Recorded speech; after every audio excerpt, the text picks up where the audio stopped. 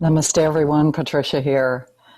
And we are rounding the bend in our series on Lessons in Truth. Just a couple more weeks and we'll be complete here. And it's been really a joy for me to revisit Emilie Cady and enjoy these lessons from a different level of my being and my understanding.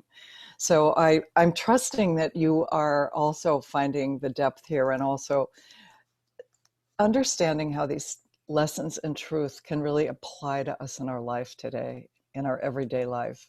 It's not just some esoteric teaching that was given a century ago. It's something that we can apply in our everyday life. And today, our focus is on spiritual understanding, which is, it's a really powerful awareness that Emilie Cady is giving us. And later, if you have an opportunity to connect in with Charles Fillmore's classic book on the 12 powers, you take a look at his chapter on understanding. And I think it will even take you a little bit deeper into what Emilie Cady is talking about here.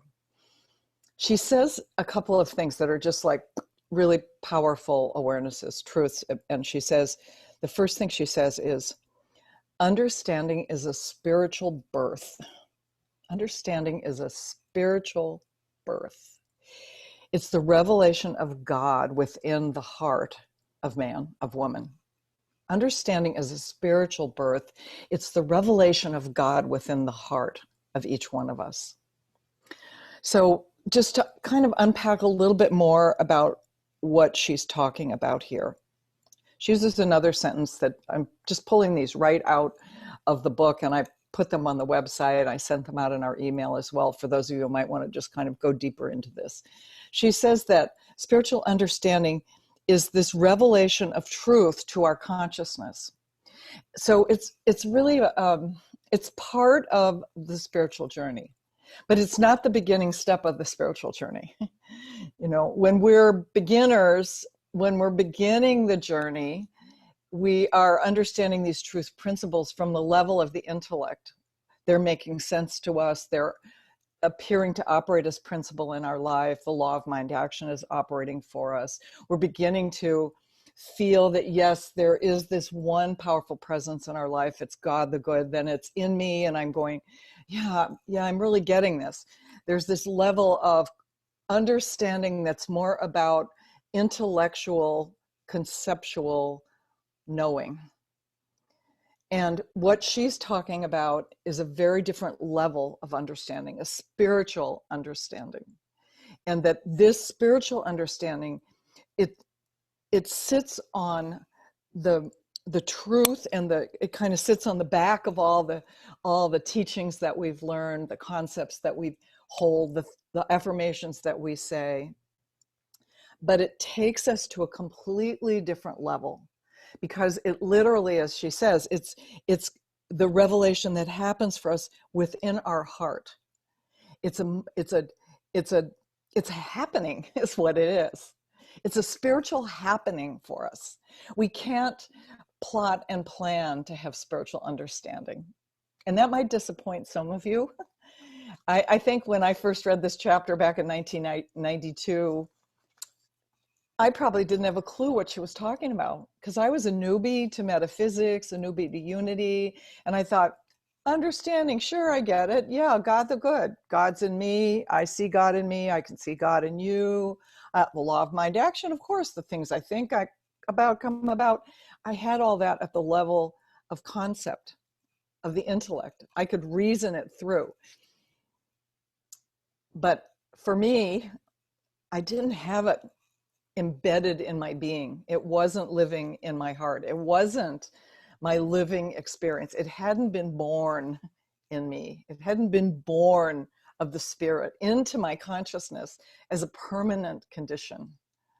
And that's what she's talking about here. This is a really powerful chapter for us to kind of grok, because she gives us a few tools. You know, she doesn't say, oh, you're beginners, this is the lesson, you'll get it one of those days. She says, well, there are some things that you can do, and this is what I think you should be doing. And many of the things that you need to do, I've already told you in the previous chapters. I've talked to you about affirmations and denials. I've talked to you about the statement of being. I've talked to you about the idea that we live in this I prison, this spiritual bondage, and there's the possibility to move into a different place, out of the land of mortal mind, sense consciousness. There's a different place we can live, which takes us into spiritual principle, takes us into learning about affirmations and denials, learning about faith. We looked at that last week. Faith, that perceiving power of the mind that's linked with the power to literally shape the substance out of the ethers. So all of these are lessons that are taking us up to spiritual understanding, which in my chapter is week 8. And basically what she's saying is this is a journey that Jesus has been leading us on. If we look back on the lessons in the Bible, you know, Jesus was constantly, he was teaching by example, but he was also teaching with precepts that we would hear, you know, the meek shall inherit the earth, for one thing. He was reminding us that part of what we need to do in our spiritual journey is that we have to basically, as Emilie Cady says, we have to cut off the branches of our selfishness. We have to move out of that place of self-centered attention that it's all about me, my needs, and move into a place of literally a collective consciousness. She doesn't really use that word, but we know what that means right now, where we not only are able to feel what's going on in our own life, but we're able to feel how whatever we think, say, or do impacts the greater whole. And this is part of what happens when the wisdom of spiritual understanding is born in us, is birthed in us. But what she says, we have to take this journey by doing some of the things that Jesus told us that we needed to do. You know, instead of being angry and holding resentments on people, he told us what? We need to be in a place of forgiving. So the practice of that is part of the spiritual journey. And until we get into that ability to be in a place of not judging from the outer, not judging it's mine and not mine, not judging from even a place of right and wrong in the outer, but coming from that place of our spiritual understanding, we will still be in that place of bondage. We will not yet move into what Jesus calls the kingdom of heaven. So being willing to be in a place of forgiveness instead of resentment, being willing to be in a place of love instead of hatred or distrust, being willing to be in a place of humility and surrender and meekness instead of having some sort of puffed up sense that we know it all and we have everything all figured out. Because that again that's that ego, that's those branches that are so self-centered attached to us that she's saying we have to cut that off before we're ready for this new birth of spiritual understanding to unfold within us. She basically says we have to get rid of our anger, or we have to, I'm not going to say get rid of, so anger, jealousy, resentment, fear, all these things that we get gripped by because of our attachment to sense consciousness. She's saying we have to be willing to see it for what it is, which is not the truth.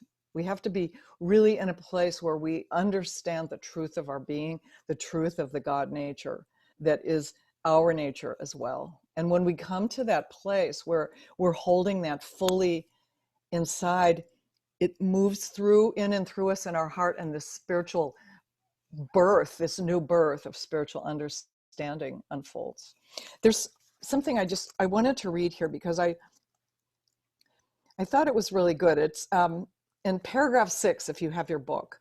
She says, all the teachings of Jesus were for the purpose of leading people into this consciousness of their oneness with the Father.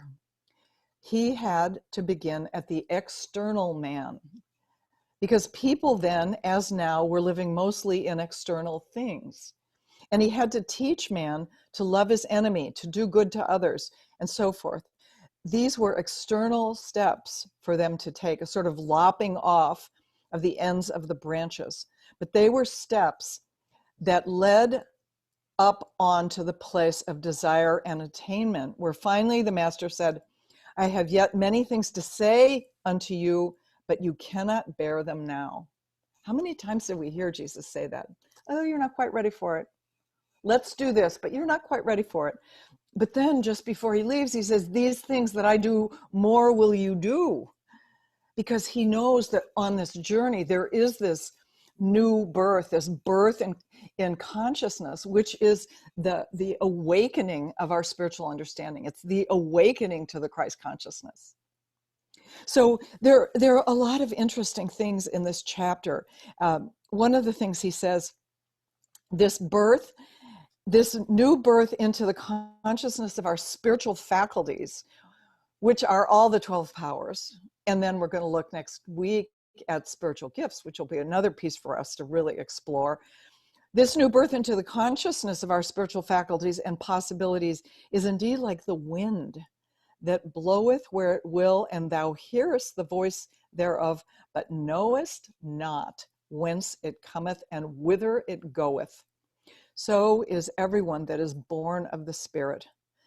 The new birth takes place in the silence and in the invisible. And see, this is again one of those metaphysical wonders, because we can't make it happen. It's a happening for us. We can do all of our footwork. We can read our daily word. We can do our meditations. We can take our prayers to the divine. We can ask, seek, knock. We can be in that place of forgiveness, in that place of meek, surrendered. We can be in that place of connecting to others from a place of love and not judgment. All of these things we can do. We can let go of our attachment to the sense consciousness in the outer, thinking that it's only people, places, and things that are important in our life, and begin to tune ourselves inward. But like she says in this one little chapter, you don't know when it's going to come upon you. You don't know. It's like the wind. It's just going to appear. This new birth, again, it's a happening. So very powerful, a happening. So there are a couple of really interesting biblical connections with this that I think many of you who've been in unity for a long time are probably aware of. But I think it's important just to realize and to kind of understand, because even though they're biblical and we take them from the metaphysical level and say, hey, that's me, it's a transition that's really important for us to understand. So Jesus and John the Baptist were cousins, and John the Baptist came first. He was there and he basically baptized Jesus. So metaphysically, what this is all about is that John the Baptist represents that part of us, that intellectual, the smart part of us, the part of us that can reason and decide and that can see the truth and understand the truth. But that's as far as John the Baptist goes. That's as far as the intellect goes. We have to be baptized by the Holy Spirit, like Jesus was baptized by John, by the intellect, baptized by the Holy Spirit. And then remember what happened to Jesus, because this is where I think we can say, oh yeah, I've been there. In fact, many of us have been there multiple times. Jesus went into the wilderness and was tempted multiple times. And I think this is part of the journey for all of us. We think we are understanding, we're on the spiritual journey, where things are coming along, we have a divine idea, or we feel a certain connection to a person, and we feel like, this is it. I'm done. And then all of a sudden, we're hit by that wilderness experience, where my friend always called it second force, where it comes at us kind of like a freight train and knocks us off our pins. We don't know what hit us.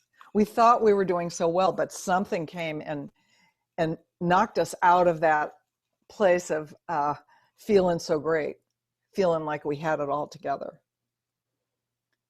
How many times have we had that? The temptation, and Jesus and the temptation, talk about the devil. The devil is just that adverse energy that's going to pull you away, that wants to pull you back to the ego, pull you back to people, places, and things, pull you back to things that give you pleasure in your life, pull you back. Not that the spiritual life isn't pleasurable, because I'm going to say it's the most beautiful, most wonderful experience that I've ever had, hopefully for you too. But there's so many times that we can get kind of pulled off track. Some random thought or some person that we know, that we love, wants to just pull us away from what we're doing. And that's the wilderness experience that Jesus went through. You know, he was tempted over and over and over again, tempted to perform miracles.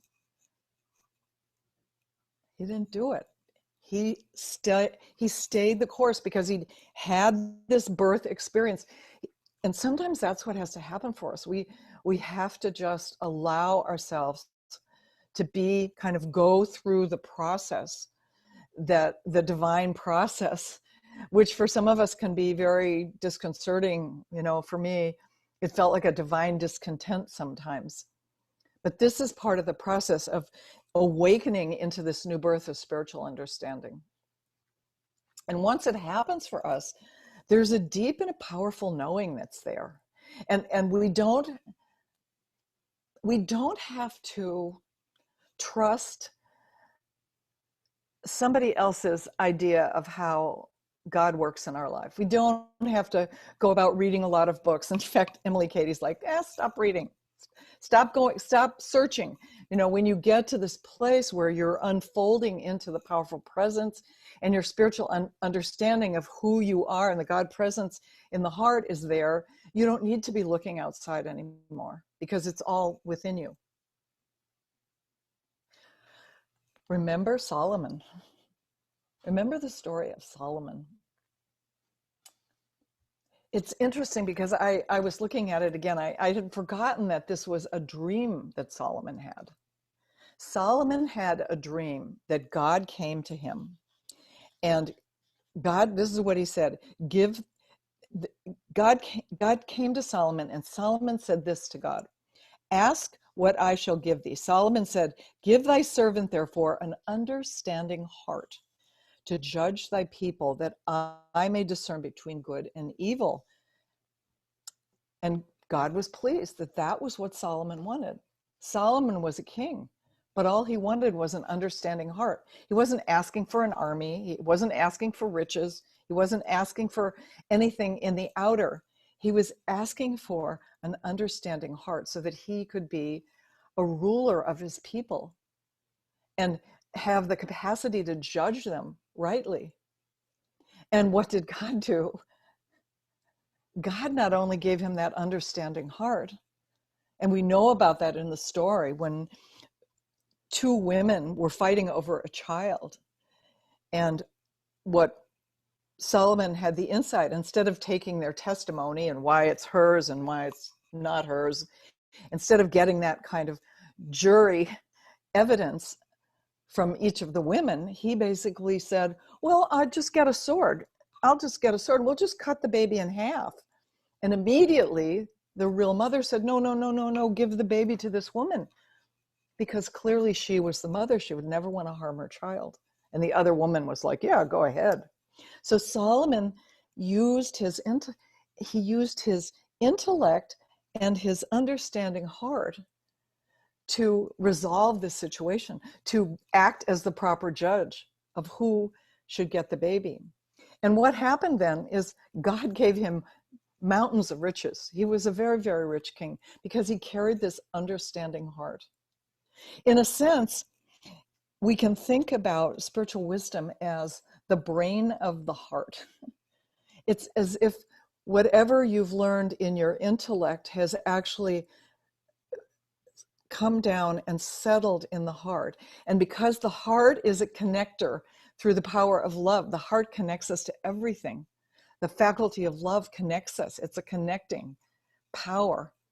We are able to understand much more than the intellect could ever carry and give us through the rational mind, because we've combined that wisdom of the mind with the openness of the heart, the brain of the heart. So what is it for you in your life right now? I mean, this is just, I always think it's really wonderful to read Emilie Cady, to read Charles Fillmore, but it's more for me about, what does this mean for me in my life right now? Where are you in your life right now? Have you had this new birth experience in your life? Has the wind blown in and just given you this gift of spiritual understanding? Maybe for some of us, we have a sense of that brain of the heart, the spiritual understanding in certain areas of our life. Like perhaps we are very good in that ability to connect with that inner wisdom and intuition when we're in our work, but we're not so good at it in our close relationships. We allow ourselves to get caught up in the rational mind and arguing and defending ourselves, trying to be right and make somebody else wrong. That's not the wisdom. That's not the understanding, spiritual understanding and the heart wisdom that comes from the brain of the heart. That's this brain trying to analyze and holding on to all those branches that say, I'm really important. My ego needs to be right. So take a look in your life. How do you experience this deep and abiding spiritual understanding? Is it an inner wisdom?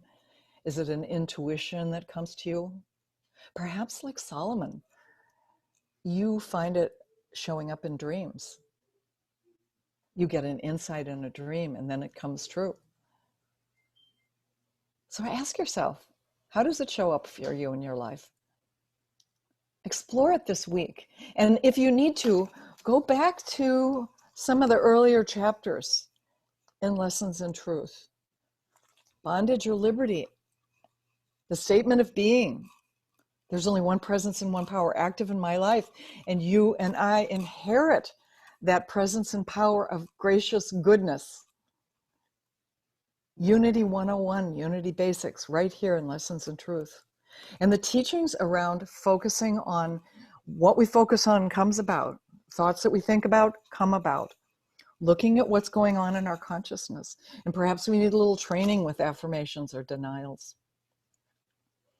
Take a look at the chapter on faith again. Again, as I told you last week, that's my very favorite.